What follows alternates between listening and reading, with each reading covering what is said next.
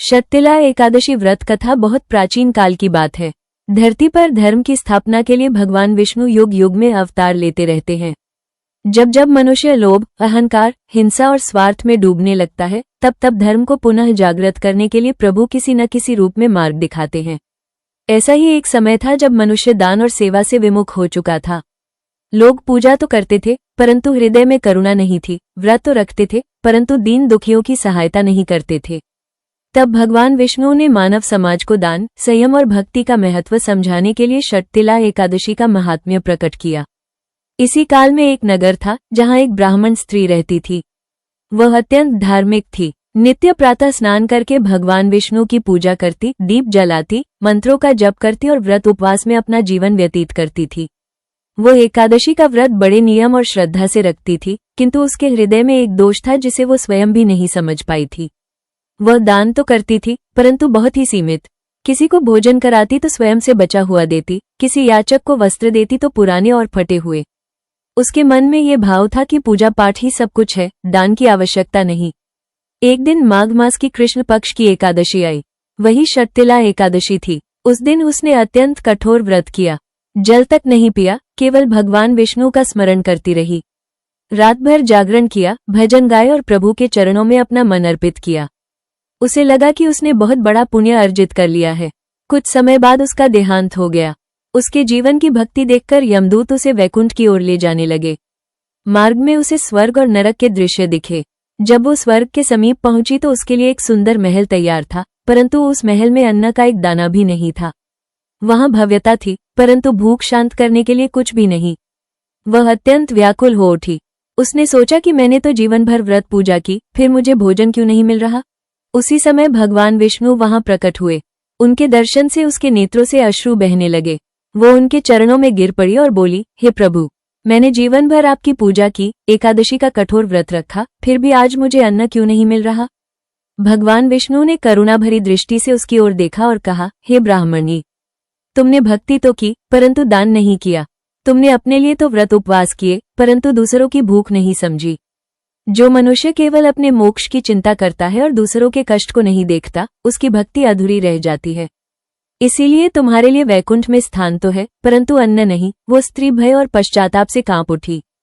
उसने हाथ जोड़कर कहा, हे नाथ, मुझसे बड़ी भूल हो गई। मुझे बताइए कि मैं अपने दोष को कैसे दूर कर सकती हूँ। तब भगवान विष्णु ने उसे शततिला एकादशी व्रत का रहस्य बताया। उन्होंने कहा, माघ मास की कृष्ण पक्ष की एकादशी को शततिला एकादशी कहते हैं।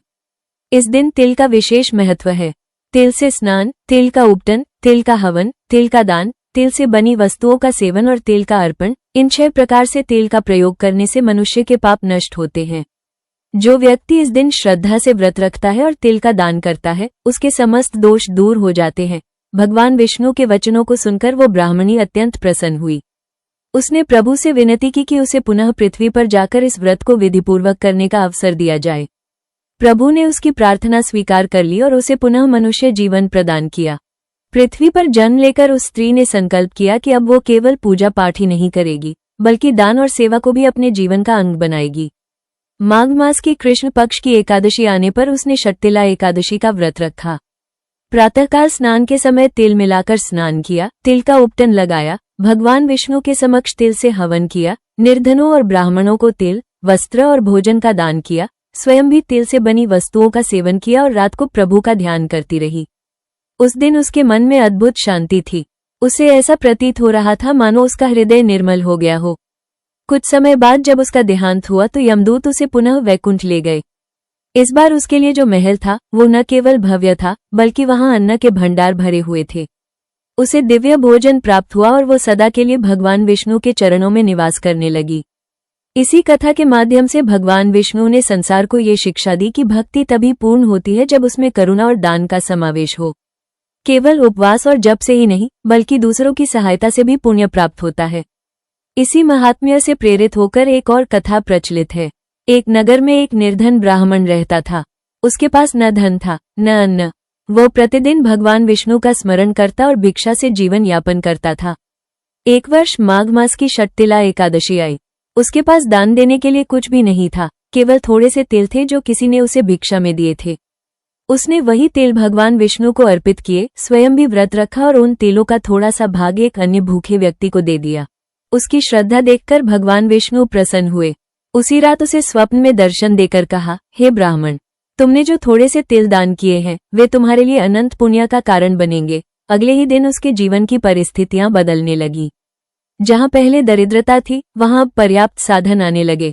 उसने समझ लिया कि सच्चा दान मात्रा से नहीं, भावना से मापा जाता है। शक्तिला एकादशी का यही संदेश है कि मनुष्य अपने जीवन में संयम, भक्ति और दान तीनों को समान महत्व दे। तिल को इस व्रत में इसलिए विशेष माना गया है क्योंकि तिल को पवित्रता, त्याग और शुद्धि का प्रतीक माना गया है। शास्त्रों में कहा गया है कि तिल से किए गए दान से पापों का नाश होता है और पितृगण भी तृप्त होते हैं। जो व्यक्ति इस एकादशी का व्रत रखता है वो केवल अपने लिए नहीं बल्कि अपने परिवार, अपने पितरों और आने वाली पीढ़ियों के लिए भी पुण्य संचित करता है। यह व्रत मनुष्य को ये याद दिलाता है कि जीवन केवल अपने सुख के लिए नहीं है बल्कि दूसरों के कष्ट को दूर करने के लिए भी है। कहा जाता है कि जो स्त्री पुरुष श्रद्धा से इस व्रत का पालन करते हैं उनके जीवन के कष्ट धीरे धीरे दूर होने लगते हैं। धन की कमी, मानसिक अशांति, पारिवारिक कलह, सब कुछ प्रभु की कृपा से शांत होने लगता है। किंतु ये सब तभी संभव है जब व्रत के साथ साथ दान और सेवा का भाव भी हो। कहा जाता है कि जो स्त्री पुरुष श्रद्धा से इस व्रत का पालन करते हैं उनके जीवन के कष्ट धीरे धीरे दूर होने लगते हैं। धन की कमी, मानसिक अशांति, पारिवारिक कलह, सब कुछ प्रभु की कृपा से शांत होने लगता है। किंतु ये सब तभी संभव है जब व्रत के साथ साथ दान और सेवा का भाव भी हो। इस प्रकार शर्तिला एकादशी केवल एक उपवास का दिन नहीं है बल्कि आत्मशुद्धि का पर्व है। ये हमें सिखाती है कि सच्ची भक्ति वही है जिसमें अहंकार नहीं, करुणा हो, जिसमें केवल अपने लिए नहीं दूसरों के लिए भी प्रार्थना हो, जिसमें केवल मंदिर में दिया जलाना ही नहीं बल्कि भूखे को भोजन कराना भी शामिल हो। अंत में भगवान विष्णु के वचनों को स्मरण करना ही इस व्रत का सार है। जो मनुष्य तिल से दान करता है, व्रत रखता है और करुणा से परिपूर्ण होकर जीवन जीता है, उसके सभी पाप नष्ट हो जाते हैं और उसे मेरे धाम की प्राप्ति होती है। इसी भाव के साथ जो भी भक्त शर्तिला एकादशी का व्रत करता है वो न केवल इस जन्म में सुख शांति पाता है बल्कि अंततः भगवान विष्णु के चरणों में स्थान भी प्राप्त करता है। यही इस पावन व्रत की सच्ची कथा और शाश्वत शिक्षा है। जब वो ब्राह्मणी वैकुंठ में पूर्ण तृप्ति और आनंद के साथ भगवान विष्णु के चरणों में निवास करने लगी तब भी उसके मन में एक करुण भाव शेष था। उसे पृथ्वी पर रह गए उन असंख्य मनुष्यों की चिंता थी जो व्रत तो करते हैं परंतु उसका वास्तविक अर्थ नहीं समझते।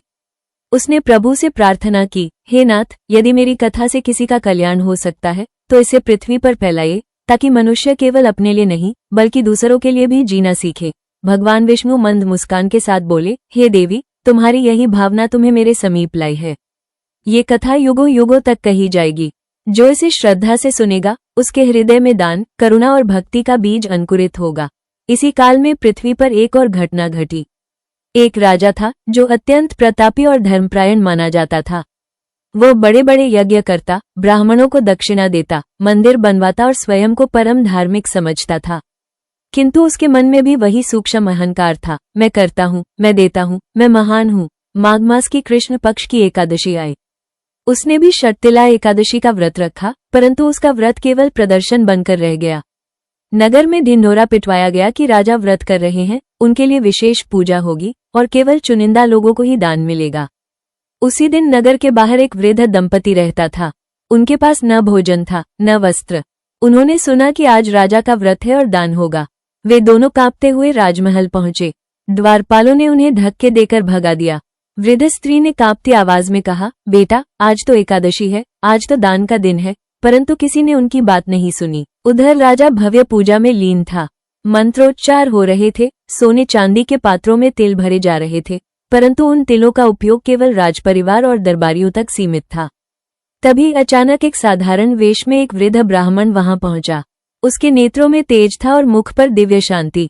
उसने राजा से कहा, राजन, आज शर्तिला एकादशी है। क्या इस व्रत का फल केवल अपने यश के लिए है या दूसरों के कष्ट दूर करने के लिए? राजा ने उत्तर दिया, मैं तो दान कर ही रहा हूँ। मेरे यहाँ पूजा हो रही है, ब्राह्मणों को दक्षिणा मिल रही है। इससे बड़ा धर्म क्या हो सकता है? वृद्ध ब्राह्मण मुस्कुराए और बोले, यदि यह धर्म है तो क्या द्वार पर खड़े भूखे को भोजन देना अधर्म है? क्या नंगे को वस्त्र देना आपके यज्ञ से छोटा है? राजा को क्रोध आ गया। उसने कहा, तुम मुझे धर्म सिखाओगे? तभी वो ब्राह्मण अपने वास्तविक रूप में प्रकट हुआ। वह स्वयं भगवान विष्णु थे।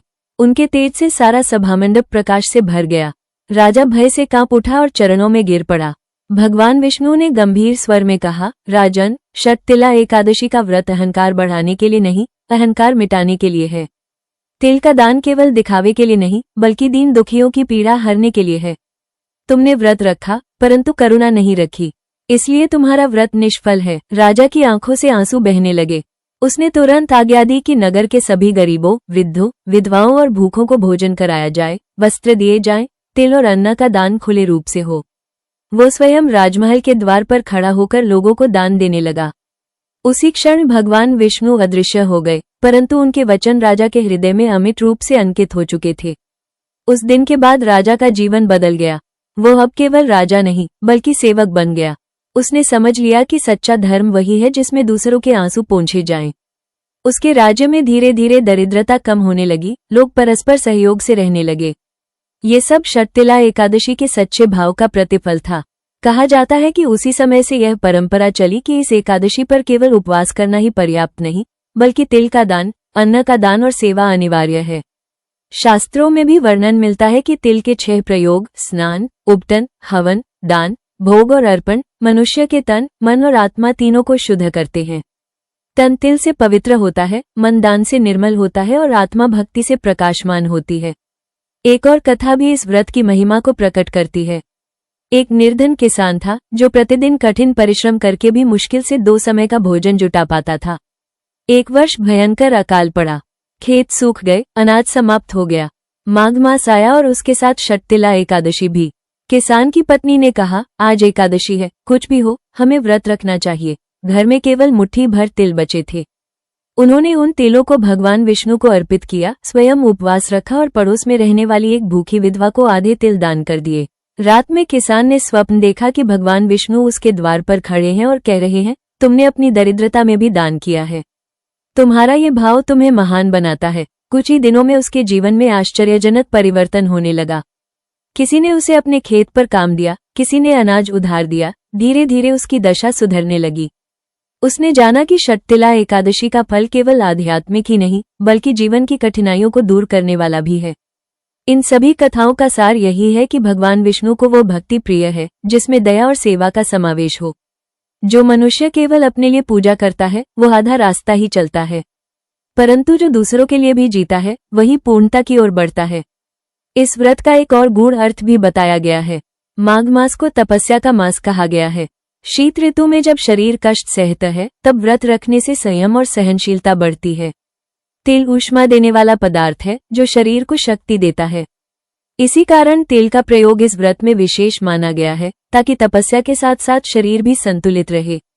परंतु इससे भी बड़ा कारण यह है कि तिल त्याग का प्रतीक है, छोटा सा दाना परंतु अनंत गुणों से भरा हुआ।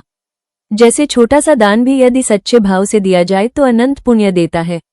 जो स्त्री पुरुष इस एकादशी को श्रद्धा से मनाते हैं उनके पितृ भी तृप्त होते हैं। शास्त्रों में कहा गया है कि तिल के दान से पितरों को शांति मिलती है और वे अपने वंशजों को आशीर्वाद देते हैं। इसीलिए यह व्रत केवल वर्तमान जीवन के लिए ही नहीं बल्कि पूर्वजों के ऋण से मुक्ति का भी मार्ग है। अब जब ये कथा आपके सामने है तो इसका उद्देश्य केवल सुनाना नहीं बल्कि हृदय में उतारना है। यदि व्रत केवल उपवास बनकर रह जाए और करुणा न आए तो वो व्रत अधूरा है। यदि पूजा केवल मंत्रों तक सीमित रहे और सेवा न हो तो वो पूजा अपूर्ण है। अंततः यही कहा गया है कि षटतिला एकादशी मनुष्य को 3 बातों की शिक्षा देती है, संयम, दान और भक्ति। संयम से मन शुद्ध होता है, दान से अहंकार मिटता है और भक्ति से आत्मा परमात्मा से जुड़ती है। जब ये तीनों एक साथ होते हैं तब जीवन में सच्चा प्रकाश आता है। समय बीतता गया परंतु षटतिला एकादशी का महात्म्य जन जन के हृदय में बसने लगा।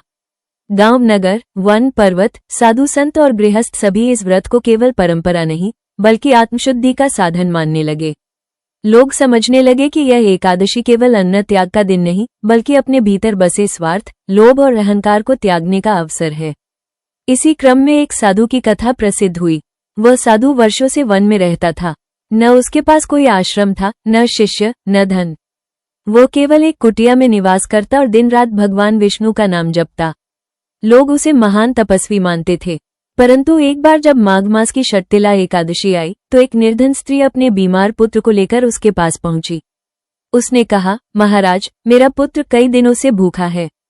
यदि आपके पास कुछ भी खाने को हो तो कृपा कीजिए। साधु ने अपनी कुटिया में देखा। वहां केवल थोड़ा सा अन्न और कुछ तेल थे जो उसने अपने व्रत के लिए रखे थे। उसके मन में द्वंद्व हुआ, आज तो मेरा कठोर व्रत है, यदि मैं यह अन्न दे दूंगा तो मेरा व्रत टूट जाएगा। वो कुछ क्षण मौन रहा। स्त्री की आंखों में आंसू थे, बच्चे की सांसें क्षीण हो रही थीं। तभी साधु के भीतर से एक स्वर उठा, यदि व्रत मनुष्य को कठोर बना दे और करुणा छीन ले तो वो व्रत नहीं, अहंकार है। उसने बिना विलंब किए अपना सारा अन्न और तेल उस स्त्री को दे दिया। स्वयं उसने केवल जल पिया और रात भर भगवान विष्णु का स्मरण करता रहा। भूख से शरीर दुर्बल था, परंतु मन अद्भुत शांति से भरा हुआ था। उसी रात उसे स्वप्न में भगवान विष्णु के दर्शन हुए। प्रभु ने कहा, हे साधु, आज तुमने षट्तिला एकादशी का वास्तविक व्रत किया है। तिल का दान केवल हाथों से नहीं, हृदय से होना चाहिए। तुमने अपने व्रत का फल उस भूखे बालक को दिया है और यही मेरे लिए सबसे प्रिय भेंट है। जब साधु की आंख खुली तो उसकी कुटिया में सुगंध फैल रही थी और उसका मन आनंद से परिपूर्ण था। उस दिन के बाद उसकी तपस्या में और अधिक तेज आ गया, क्योंकि अब उसमें करुणा का प्रकाश जुड़ चुका था। ऐसी ही एक और कथा एक गृहस्थ परिवार की भी कही जाती है। एक व्यापारी था जो अत्यंत धनी था। उसके घर में कभी किसी वस्तु की कमी नहीं थी। वो प्रत्येक वर्ष एकादशी का व्रत तो रखता, परंतु उसे ये लगता था कि दान केवल मंदिरों को देना ही पर्याप्त है। एक बार माघ मास की षट्तिला एकादशी आई। वह भव्य पूजा की तैयारी में व्यस्त था। उसी दिन उसके द्वार पर एक वृद्ध भिक्षुक आया और बोला, बेटा, कई दिनों से मैंने अन्न नहीं खाया। यदि आज कुछ मिल जाए तो प्राण बच जाएं। व्यापारी ने अपने सेवकों से कहा, आज मैं पूजा में व्यस्त हूँ, इसे कल आना कह दो। भिक्षुक निराश होकर चला गया। रात में व्यापारी को स्वप्न आया। उसने देखा कि वह एक विशाल भवन में है, परंतु वहां अंधकार है, भोजन नहीं है और वह अत्यंत भूखा है। तभी भगवान विष्णु वहां प्रकट हुए और बोले, तुमने आज अपने द्वार से एक भूखे को लौटा दिया, इसलिए आज तुम्हें भी भूख का अनुभव कराया गया है। षट्तिला एकादशी पर जो भूखे को अन्न नहीं देता वो मेरे व्रत का मर्म नहीं समझता। व्यापारी घबरा कर जाग उठा। उसने तुरंत सेवकों को भेजा, परंतु भिक्षुक कहीं नहीं मिला। उसने उसी दिन नगर में घोषणा करवाई कि जो भी भूखा, नंगा या असहाय हो, उसे उसके घर से अन्न और वस्त्र मिलेंगे। उसने तिल, अन्न और धन का दान खुले हृदय से किया। उस दिन के बाद उसके व्यापार में केवल वृद्धि ही नहीं हुई, बल्कि उसके मन से वो रिक्तता भी समाप्त हो गई, जो धन से कभी नहीं भर पाई थी। इन कथाओं के माध्यम से यह बात स्पष्ट होती गई कि षट्तिला एकादशी केवल बाहरी आचरण का पर्व नहीं, बल्कि आंतरिक परिवर्तन का दिन है। यह मनुष्य से पूछती है, क्या तुम्हारी भक्ति तुम्हें दयालु बनाती है? क्या तुम्हारा व्रत तुम्हें दूसरों के दुख के प्रति संवेदनशील करता है? यदि उत्तर हाँ में हो, तभी व्रत सार्थक है। शास्त्रों में ये भी कहा गया है कि इस एकादशी का संबंध केवल वर्तमान जीवन से नहीं, बल्कि पूर्वजों और आने वाली पीढ़ियों से भी है। तिल को पितृतर्पण का प्रमुख साधन माना गया है। ऐसा विश्वास है कि जो व्यक्ति षट्तिला एकादशी पर तिल का दान करता है, उसके पितृ संतुष्ट होते हैं और उसे अपने आशीर्वाद से जीवन के संकटों से उबारते हैं। इसी कारण कई परिवारों में ये परंपरा बनी कि इस दिन विशेष रूप से तिल का दान किया जाए, ताकि वंश में सुख शांति बनी रहे। कई संतों ने इस व्रत को अंतर्यात्रा का दिन कहा है। वे कहते हैं कि जिस प्रकार तिल का छोटा सा दाना अग्नि में पड़कर सुगंध फैलाता है, उसी प्रकार मनुष्य का छोटा सा त्याग यदि सच्चे भाव से हो तो समाज में करुणा की सुगंध फैला देता है। यह व्रत हमें ये सिखाता है कि हम कितने भी बड़े क्यों न हो, यदि हमारे भीतर दया नहीं है तो हमारी साधना अधूरी है।